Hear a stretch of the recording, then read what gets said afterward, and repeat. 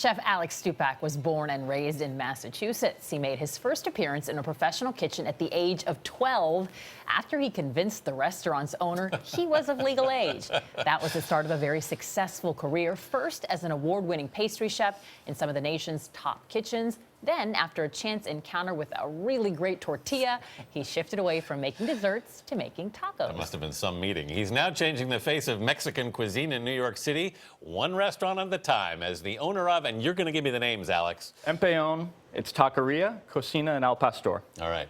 He was named Best New Chef by Food and Wine and received a nomination by the James Beard Foundation for Best New Chef New York City. His first cookbook, Tacos, Recipes, and Provocations, hits the shelves on October 20th. Chef Alex Stupak, welcome to the dish. Good morning. Thanks for having me. And we haven't had tacos, I think, at this hour yet. And we have such a good drink. Yeah, we have a great breakfast spread this morning. So we made a breakfast michelada for you. We actually serve this at brunch in the West Village.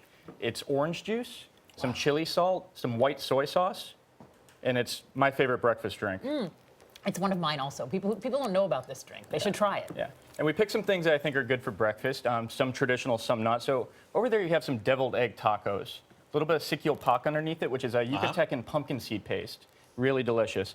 In the center here we have a traditional Yucatecan dinner. We have cochinita pibil, pickled red onions, some black beans, some salsa habanera. It's really delicious. It's also really spicy, so let's be careful how much we put on there. Over here we have a different taco. We have, you guys know tacos al pastor? Pork with a little bit of pineapple. Here we reverse the proportion, so you have a pineapple taco with just a little bit of lardo on it, kind of a lighter version. For people who don't know what lardo is, explain what it is. Lardo is it's cured pork fat, so it's pork fat cured like salami, but it's just the fat back of a pig.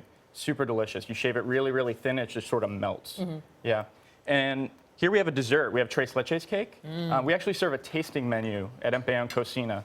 And if you make it through all 20 courses, your reward at the end is this cake. This is the cake? That sounds like our kind of challenge. I like that kind of. So I saw, is it true, the first cookbook you had ever sort of authored was at the age of 9? Was that the? It was, so my mom gave me this cookbook for kids. And the first recipe I ever made was from that book. And it was for Russian dressing. So you mix your own ketchup, your own mayonnaise, and your own relish, and that's the first thing I'd ever made. So I used that, I tossed a salad, gave it to my mom, and I've been cooking ever since. That was the start, though. That's when you knew you that wanted was the to do beginning. Because it makes people happy, and you realize that, and you So just that was the source of this, is you saw the reaction from it. Yeah, I think chefs in general, like at the end of the day, no matter what we do or what we cook, it all comes down to one simple, unified thread, which is that we like making people happy with food. How'd you pick pastry then?